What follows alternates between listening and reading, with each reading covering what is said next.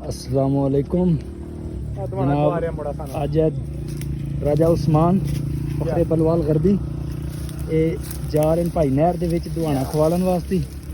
वो दुहाना आ रहा ते ध्यान करें परियां वो दुहाना आ रहा भाई, अल्लाह खैर करे।